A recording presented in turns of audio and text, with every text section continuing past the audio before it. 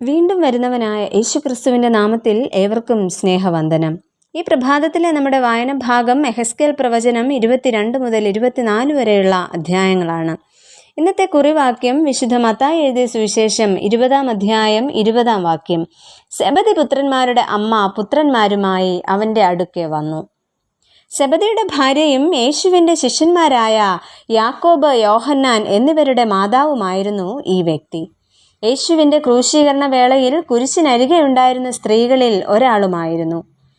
വിശുദ്ധ മത്തായി എഴുതിയ സുവിശേഷം 27 അധ്യായത്തിൻ്റെ 56 വാക്യത്തിലും വിശുദ്ധ മർക്കോസ് എഴുതിയ സുവിശേഷം 15 അധ്യായത്തിൻ്റെ 40 കാണുന്നതനുസരിച്ച് ഈ മാതാവിൻ്റെ പേര് ശലോമി എന്നായിരിക്കാമെന്ന് വേദപണ്ഡിതന്മാർ അഭിപ്രായപ്പെടുന്നു.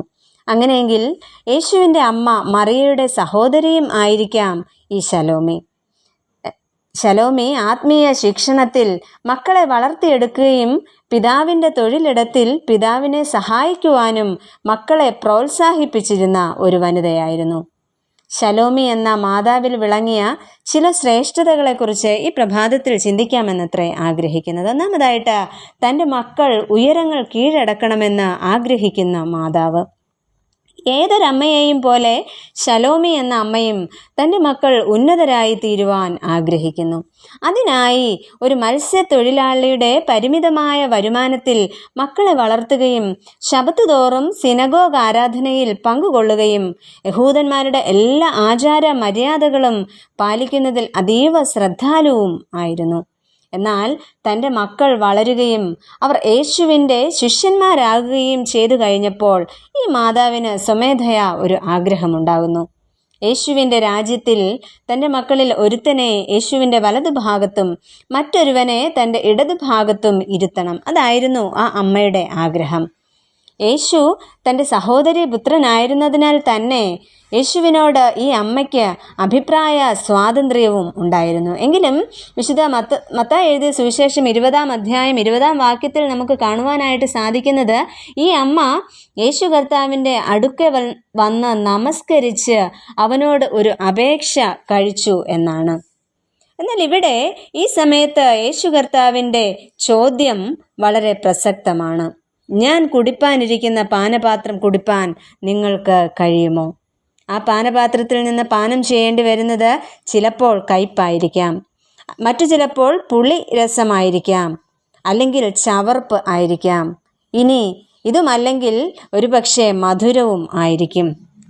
ഇവ എന്തു തന്നെ ആയിരുന്നാലും ഇത് ഏറ്റെടുക്കുവാൻ കഴിയുന്നവർക്ക് ജീവിതം അർത്ഥപൂർണമാക്കുവാൻ സാധിക്കുകയുള്ളൂ. ഈ ഒരു വ്യക്തമായ ബോധ്യം ഈ അമ്മയ്ക്ക് ഇവിടെ ഉണ്ടാകുന്നു. രണ്ടാമതായിട്ട്, യേശുവിൻ്റെ ചോദ്യത്തിന് മറുപടി കണ്ടെത്തുന്ന മാതാവ്.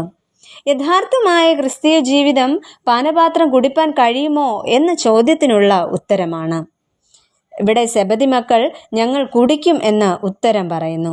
ഈ മാതാവിൻ്റെ ധീരരായ മക്കളെക്കുറിച്ച് നാം പഠിച്ചതാണ്.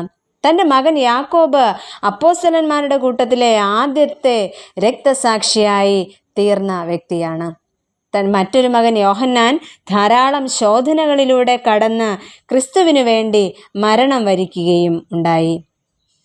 എന്നാൽ തൻ്റെ സഹോദരീ പുത്രനായ യേശുവിൻ്റെ പ്രവർത്തനങ്ങളും ക്രൂശീകരണത്തിനും ഉയർത്തെഴുന്നേൽപ്പിനും സാക്ഷ്യം വഹിക്കുവാനും ഈ മാതാവിന് സാധിച്ചു.